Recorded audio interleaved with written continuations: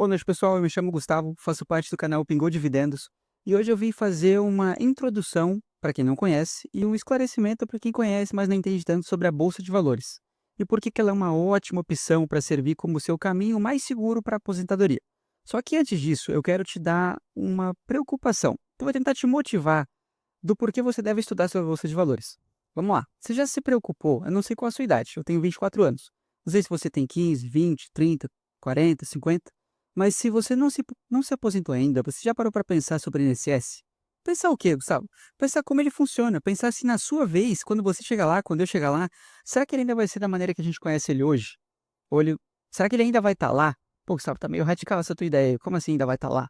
Deixa eu te mostrar os números que me fazem me preocupar se eu realmente vou me aposentar. E eu gostaria que você pensasse neles também.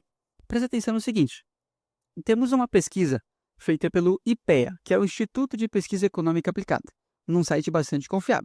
O que que esse estudo nos mostrou? Foi estimado que em 2022 havia aproximadamente 1,97 contribuintes, ou melhor, CLTs contribuindo com o INSS mensalmente para cada aposentado. E o que que esse estudo demonstra? Que acredita-se que em 2060 esse número pode cair para 0,86, ou seja, menos de um contribuinte para cada aposentado. Tá, entendi, beleza, tá diminuindo, mas por que que isso é ruim? Você pode me esclarecer? Posso.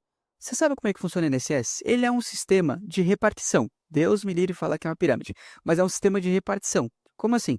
Quem trabalha hoje e contribui mensalmente para o INSS, aquela parcelinha que sai obrigatoriamente do salário, ela já está indo para complementar o aposento de alguém. E o sistema, na ideia, parece muito bonito.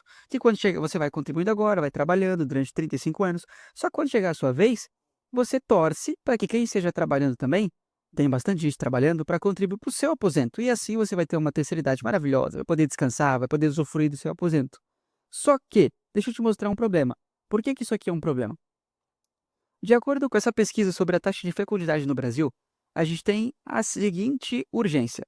Nas últimas décadas, a gente tinha o seguinte: em 1960, a média de filhos por mulheres era de 6,3, e esse indicador caiu para 2,3 no começo dos anos 2000, e hoje é aproximadamente 1,55. O que que isso quer dizer exatamente, Gustavo? 6,3, 2,3, 1,55? Isso quer dizer que, na prática, sabe sua avó, sua bisavó, a avó de seu amigo, que teve 9 filhos, 11 filhos, principalmente o pessoal que era da roça, que tinha, minha avó teve 15 filhos. Só que isso vai mudando. Quantos filhos sua mãe teve? Talvez você, mais 2 irmãos, minha mãe teve somente eu e meu irmão. E hoje você tem filhos? Talvez não, pode ser que você seja pai de pet. Isso é um problema? Claro que não. Não é uma conversa sobre moralidade. A questão é econômica. Eu pretendo ter um, se Deus me ajudar, dois, dependendo da minha condição financeira. Porque eu sei que é muito caro ter uma criança e trazer uma criança para o mundo. Principalmente, eu vejo todos os dias o farmacêutico vendo leite, fralda. Isso é muito caro, cada vez fica mais caro. Mas a questão é, tá nascendo menos pessoas. E a expectativa de vida no Brasil, ela tá, da última vez que eu vi, 76,6 anos. E eu espero que ela continue aumentando, que continue subindo. Só que o problema é, quanto mais pessoas vão envelhecendo com saúde e vivendo mais pessoas vão se aposentando. O topo fica maior, mais idosos. Só que conforme menos pessoas nascem, menos pessoas ingressam no mercado de trabalho. E aí a gente tem menos pessoas aqui embaixo contribuindo para o aposento das pessoas lá de cima. E isso acaba resultando em reforma previdenciária. O que é isso, Gustavo? Reforma da Previdência. Esse nome não me é estranho, mas eu não sei o que que é. Você lembra que quando você era criança, a gente ouvia que para se aposentar tinha que trabalhar até os 55 anos? Aí a gente foi crescendo e de repente ouviu que mudou, que era com 58. Aí do nada subiu para 60, 62. Hoje, homem, digo por mim, 65 anos é a idade mínima. E detalhe, não basta só chegar na idade. Tem esse sistema de pontos que eles inventaram, parece que é para dificultar mais, né? Tem que ter 65 anos, mais 35 anos de contribuição. Tu pode ter um, mas se não tiver o outro, fica mais complicado. Não é fácil. E por que que cada vez mais eles dificultam para tu se aposentar ou estendem o tempo de trabalho?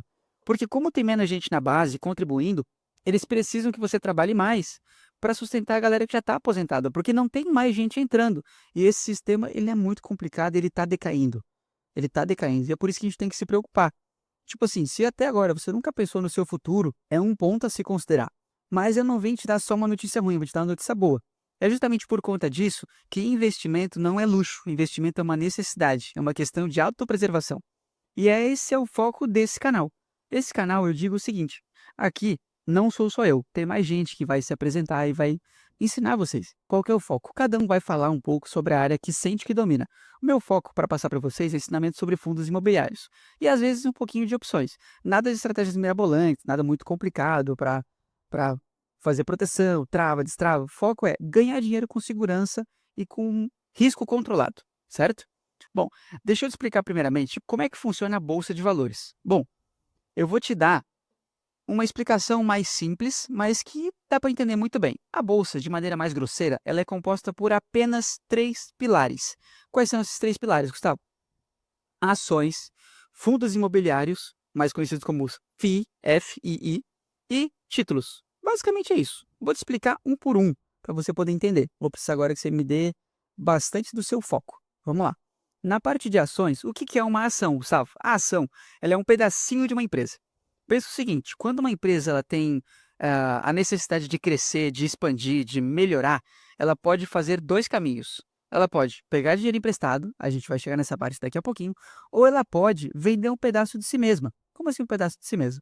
Vamos a um exemplo, uma padaria. Eu tenho uma padaria e eu preciso de R$ 100.000 para trocar todos os meus fornos, para trocar todos os equipamentos da cozinha. Eu preciso que o meu pão asse mais rápido, eu preciso que fique mais fácil para o meu padeiro, por exemplo, conseguir trabalhar, talvez até sem um ajudante, sozinho, com equipamentos melhores. E eu preciso de dinheiro, mas eu já tenho empréstimos em nome da padaria, não posso me endividar mais. Ou então, a taxa de juros está em 15% ao ano, eu não quero arriscar pegar um dinheiro tão caro e não conseguir me manter, quem sabe até falhe, possa vir a falhar a padaria por não conseguir crescer. Então, o que que eu vou fazer? Eu sou dono da padaria, 100% dela é minha.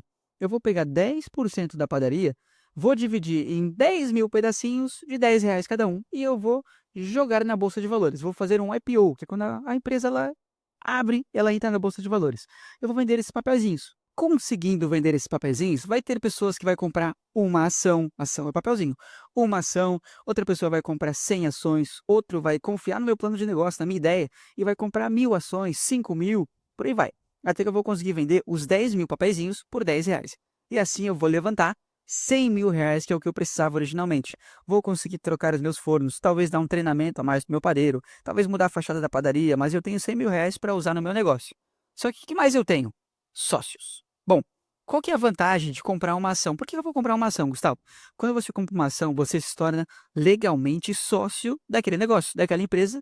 Nesse caso de exemplo, na minha padaria, vocês são meus sócios. Como eu só vendi 10%, e não foi uma pessoa que comprou os 10%, foram vários que compraram vários pedacinhos. Assim como tem alguém que comprou o suficiente para ser dono de 1% da padaria, tem aquela pessoa que comprou poucas ações e que ela é dona de 0,005% da padaria. O que que os dois têm em comum? Os dois têm direito a informações sobre a padaria. Então, a cada 3 meses eu vou divulgar resultados sobre a minha padaria. Como assim resultados, Gustavo? Eu vou deixar claro para você, porque afinal você é meu sócio, quanto eu vendi nos últimos 3 meses. É muito comum que as empresas soltem resultados trimestrais. Então, eu vou te dizer quanto eu vendi nos últimos 3 meses. Qual foi o meu custo de produção? Ah, eu vendi o pão d'água na média de 1,50 unidade, mas me custou só 35 centavos para produzir. Eu tenho uma margem muito grande, certo? Eu ganho bastante vendendo pão d'água. O meu sonho eu tenho uma margem um pouco menor. A cuca eu tenho uma margem gigantesca, mas ela não sai tanto. Ah, eu consegui um acordo com o meu fornecedor de farinha e de açúcar, então eu estou comprando por menos ainda, o que vai melhorar meu custo de produção. Eu estou vendendo mais do que antes, porque eu estou assando mais pão, mais cuca. Dificilmente acaba o pão e demora para vir uma fornada, porque o forno é muito melhor. Então a gente vai ver os resultados da padaria, ou resultados bons ou ruins, tá? Beleza? Então, comprando uma ação, eu consigo ver como é que está saindo a padaria. Mas qual que é a vantagem de ter uma ação? Como é que eu ganho dinheiro me tornando sócio dessa padaria? Bom, tem duas formas de você ser remunerado no mercado de ações. A primeira é com valorização e a segunda é com dividendos. Eu gosto mais dessa. Mas vamos falar dessa aqui primeiro. Você lembra que eu falei que a minha padaria, eu vendi cada pedacinho de participação a R$ 10? Duas coisas podem acontecer. Quando você compra esse papelzinho por R$ 10, vamos supor que o mercado. O que que é mercado, Gustavo? A gente falando de padaria. Mercado é como quem investe chama todo mundo que investe. Ah, o grupo de pessoas, a população brasileira que investe é conhecida como mercado. Então, o mercado viu que essa padaria vale R$ 10, porque foi o que foi pago nela. Só que, nesse meu resultado, que depois de 3 meses eu soltei para você e você viu que eu diminuí o meu custo de produção dos pães, eu consegui vender mais que o normal, porque agora fica menos tempo sem pão pronto. Eu tô com a cuca, que é um produto que está saindo devagar, mas tem uma margem muito grande. Se eu conseguir vender mais dela, vou ganhar muito mais dinheiro. Então o mercado está otimista sobre a padaria. E aí, As pessoas que não compraram esse papelzinho de início, elas querem comprar. E aí o dono desse papelzinho fala: "Pô, a padaria tá bem, né, cara, eu vou botar para vender a R$ 15, vai que alguém compra". Beleza, bota para vender R$ 15 e alguém comprou. Se alguém comprar por 15, o mercado entende que agora cada ação vale R$ 15, não mais 10, valorizou. E aí vai a sua parte. Você pode ou ficar com ela, mesmo valendo 15, valorizando, não fingir que eu comprei um papelzinho só. Você pode ficar com ela, porque você acredita no modelo de negócio, você acredita na padaria, você acredita que ela pode crescer muito mais, que no futuro ela pode vir a valer muito mais do que 15, pode vir a valer 20, 30, 40. Só que, mantendo o pé no chão, esse aumento normalmente não é instantâneo, não tem promessa de dinheiro fácil.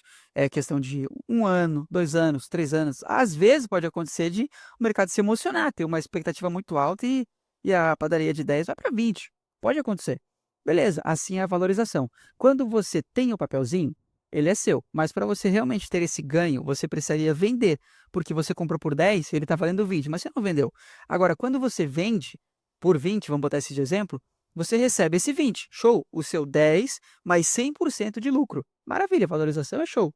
Só que assim como a ação pode subir, ela também pode cair. O que que acontece? Vamos supor que mesmo pegando aqueles 100.000, trocando todo o forno, treinando o padeiro, mudando a fachada da padaria, porque sobrou um pouco de dinheiro, não teve uma grande melhora. Tipo, né, tá vendendo um pouquinho a mais, mas não tá tudo isso. E aí quem comprou tá meio decepcionado. Aí fala: "Tá, pá, comprei por R$ 10, não gostei tanto, não acho que vai pra frente esse negócio aí, vou vender a padaria". E a pessoa bota pra vender por 10. Só que assim como quem comprou tá decepcionado, quem tá do lado de fora também consegue ver esses resultados, consegue ver esses relatórios. Fala: "Pá, cara, eu não vou pagar 10 disso aí". Aí o cara que queria vender por 10 fala: "Bah, ninguém tá comprando por 10. Eu vou baixar para 9. Ninguém comprou por 9. Vou baixar para 8". Aí um cara que tá do lado de fora fala: "Pô, tá, a padaria não tá tudo isso. 10 eu não pago, mas 8 é um preço que eu aceito. Se 8 é um preço que eu aceito, eu vou comprar". A partir do momento que esse cara compra por 8 e o mercado vê isso, entende-se que agora cada ação dessa padaria não vale mais 10, vale 8. E aí que eu te digo, onde está a parte da volatilidade. A ação ela pode valorizar, como ela também pode desvalorizar, e vai de você aguentar isso aí. Mas aí a questão é, você sabe como é que você vai analisar se esse R$ 20 faz sentido, ou se essa queda para R$ 8 faz sentido? Como é que você vai ficar tranquilo vendo uma coisa que você gastou R$ 10 e agora só vale 8? Aqui nesse canal. A gente vai te mostrar como aprender a ponto de conseguir analisar por conta própria. Pô, será que esse 8 eu devo me preocupar? Será que o pessoal, será que o mercado não está precificando errado? Será que não é uma hora de eu comprar um pouco mais aproveitando que caiu a 8? Ou não, realmente caiu a 8, eu concordo com o mercado, não está tão atrativo quanto antes. Eu posso vender, aceitar meu prejuízo e seguir em frente. Beleza, essa é a parte da valorização. Mas e aquela parte dos dividendos, aquela que diz que você gosta mais? Bom, aqui é o seguinte: você comprou por 10, a padaria está indo bem, mas não está tudo aquilo. Mas passou-se 1 ano do seu investimento, certo? E aí, depois de 1 ano, a padaria já vendeu bem, fez um caixa e agora ela vai distribuir lucro. Lembra que tu é sócio da padaria? Tu é sócio da padaria, tu não manda nela, mas você tem direito ao lucro. E como é que isso funciona? Vamos supor que a padaria tinha um caixa ali de R$ 80.000.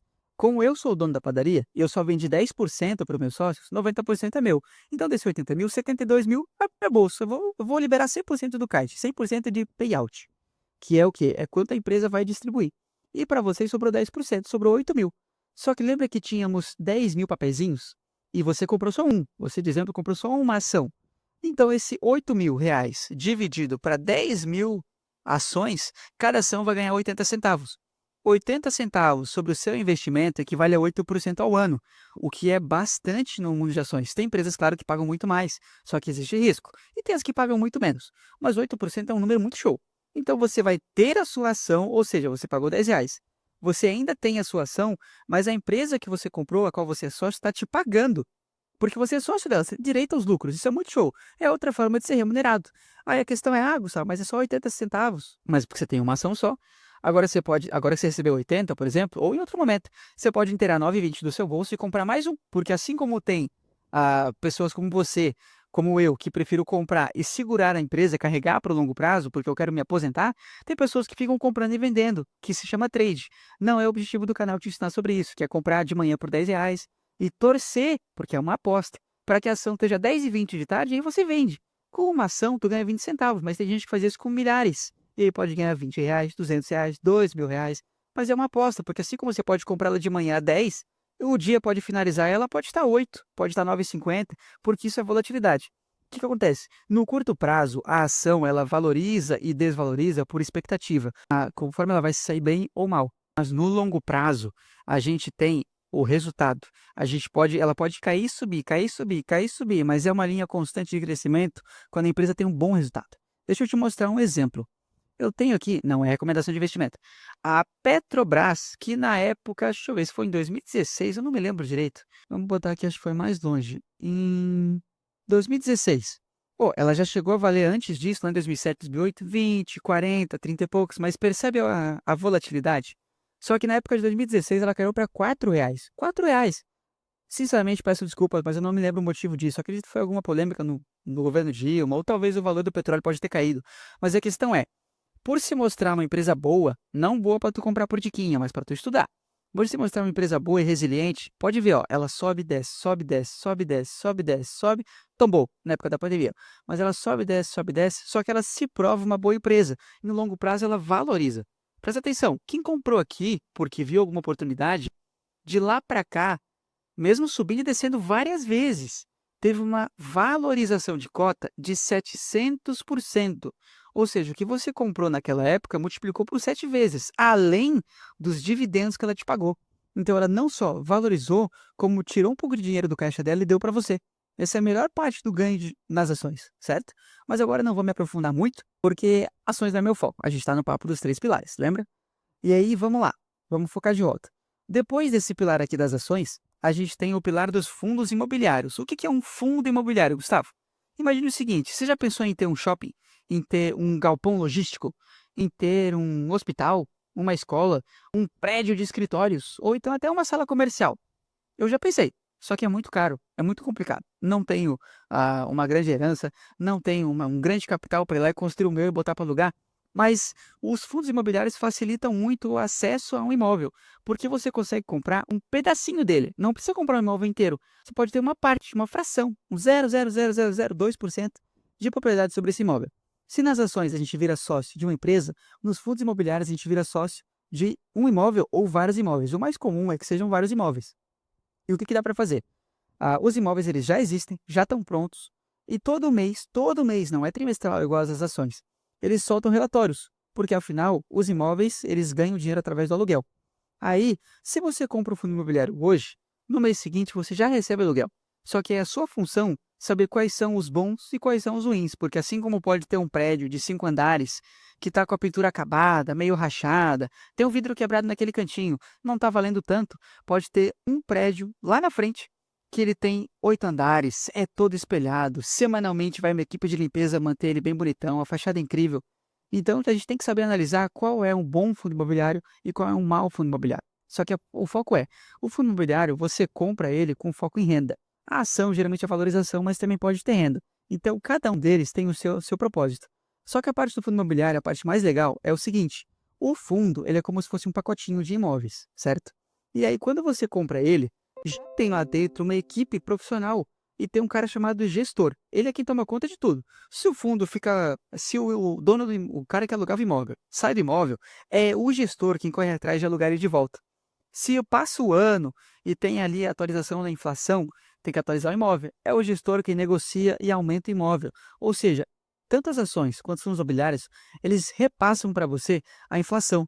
Ou seja, porque a cada ano a gente sabe que o mercado sobe, o preço, o café sobe, a gasolina, o plano de saúde, a escolinha, e o seu dinheiro geralmente sobe junto com a inflação. A gente já ouviu falar nisso, né? O reajuste do salário. Então, tanto as ações quanto fundos imobiliários, eles também repassam, garantindo que você não perca poder de compra, que o seu dinheiro continue valorizando. E nos fundos imobiliários, como tem o gestor cuidando de tudo, a gente não tem que se preocupar com nada, porque todo aluguel que esses imóveis recebem, o gestor passa para nós 95% do lucro.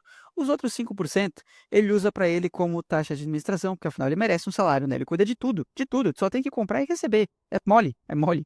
E quanto é que custa, Gustavo, para a gente poder participar e ter um fundo imobiliário? Tem vários modelos. Tem de 10, de 20, de 30, de 50, de R$ 100.